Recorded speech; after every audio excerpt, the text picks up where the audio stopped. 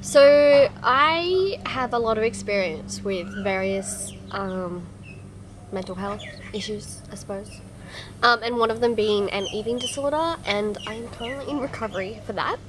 So I guess I just wanted to talk a little bit about those things and my experiences. I think being away can be a really good opportunity to challenge your eating disorder and challenge a lot of the rules and things that it has you doing, because you are out of place and in a new environment, so it's gonna naturally happen. I think that it gets to a point where you have to accept that it's going to be hard, it's going to be uncomfortable, it's going to be tricky and emotional maybe, and you might have guilt and anxiety and all these racing thoughts and disordered urges and behaviors that your brain automatically says that you have to do right now. You have to accept that that is going to happen. You're going to have those thoughts and feelings, but that doesn't mean you have to act on them. They can just be thoughts, they can just be feelings, and it doesn't have to go any further than that. And all feelings will pass. You don't stay anxious. It hits a peak, and then once you get to the top, your eating disorder is going to freak out and want you to restrict, to compensate, to purge, to run, to do all these things that is just going to have it in charge. If you just keep on going with it and stay with the peak, even though it is so hard, and I know that, but if you just stay with the peak, it will pass and your feelings and distress will go down again. It always does, because emotions are temporary and you're gonna be okay. And the food isn't dangerous and the environment isn't dangerous. No matter what your eating disorder is telling you, it's not accurate. Your eating disorder is gonna give you, it's gonna reassure you, it's gonna tell you it's the right thing, but it doesn't last, because you're gonna do that at one meal, and then the very next meal the same thing is going to happen, and you're going to peak in anxiety and guilt again, and it's just going to happen again and again and again, because the eating disorder is a vicious cycle and it does not stop. At least it doesn't if you keep on choosing those behaviors. Feel the distressing feelings, accept them, and go, okay, this is it, I feel this, I don't like it, but it's there, that's okay, I'm safe, and just reassure yourself.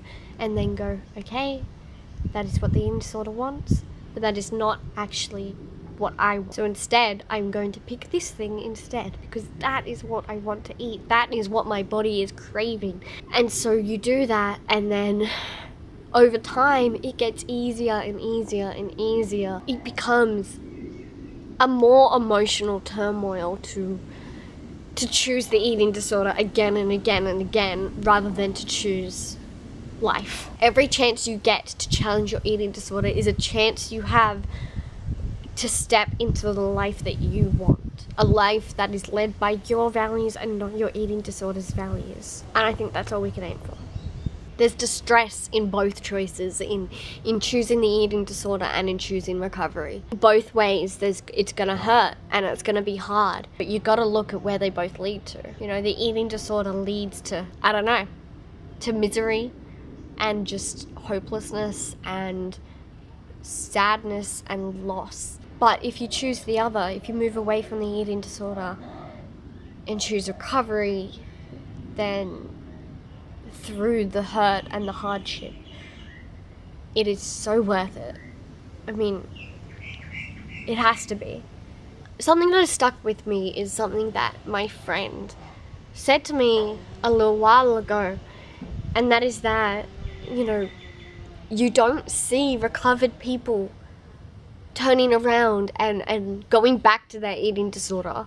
My eating disorder at least, and I'm sure a lot of other people's, has said that what it gives you is so much better than anything else you could have, anything that life or that recovery could give you, and that recovery is bad and negative and not worth it. But that's not true, because if it was, then people wouldn't stay recovered. They would get to recovery and go like, oh, well, right, this sucks, I'm gonna go choose my eating disorder instead. But that doesn't happen. People stick with recovery and they go for it. That is what is worth it. And that is going to get us where we want to go, wherever that may be. Even though being on holiday can be a really great time to challenge yourself, you also have to be mindful of it and make sure that you don't push yourself so far that you get overwhelmed with distress and anxiety and guilt. You know, you have to step outside of your comfort zone, but you can't push so much that you're gonna stumble and fall backwards. Just a little bit at a time, wherever you are up to. And there is no right or wrong, you know? You shouldn't have to compare, because where you're up to is going to be very different to where someone else is up to, because everyone's eating disorder is individual, which means everyone's recovery is individual. And I mean, everyone's life is individual and different.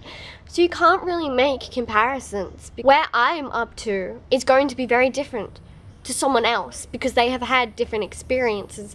So just better to do a little bit at a time, continuously, rather than push and then fall backwards, and then push and fall backwards and push, and etc. It's just good. You just got to keep balance, I guess. The other thing is that when you get home from holiday, the eating disorder might strike up again and tell you all these things and have urges and behaviors, trying to tell you to make up for it and for whatever happened on your holiday, which you don't have to do, by the way. You don't have to make up for anything or get back on track. That's not how it works. That's not how life works. That's not how eating works. You know, you were never off track. You never did anything wrong. You're just eating. You're just being human. You're enjoying yourself. And there is nothing wrong with that. But your eating disorder is going to try and tell you that there is something wrong with that, and that you have to do something about it. You always have to be doing something else, but just relax. Easier said than done. At least what I did is I got home and I didn't jump right into my, most feared foods or anything. An ultra big challenge or anything, because I had a challenging weekend. I had done a lot of food challenges and new experiences, which is really good. But then when you get home, you can't just fall back into safety, fall back into the eating disorder, and fall back into those same rules and routine, because that's just gonna keep the eating disorder going and keep it on top of you. So you have to sort of continuously be on top of it, no matter where you are and what you're doing. And it's exhausting, and it's a lot of work. And I mean, I must admit, I kind of hate it. I wish it would give me a break, but it doesn't. Give yourself some credit. Having an eating disorder and fighting your brain every single day is exhausting. You deserve to give yourself some credit, to be proud of yourself. It's a really hard thing to do, but you gotta, because that's how we win. That's how we get better. And that's what we want. I'm not sure how much I really talked about being on holiday with an eating disorder, so much as just general eating disorder stuff. Every day you wake up, and every meal you have, and every snack you have, and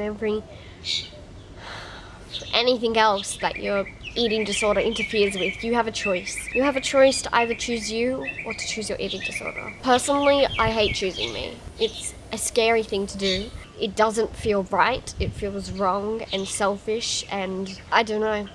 It's just always been a really difficult thing for me to choose me. But I think you have to do it, because choosing you means choosing life. Choosing life means happiness, and everyone deserves that. I hope you all have a lovely day and eat lots of delicious foods and be very kind to yourself. Do something that you wouldn't normally do that's nice to yourself and caring. Thank you so much for watching, and I will see you next time.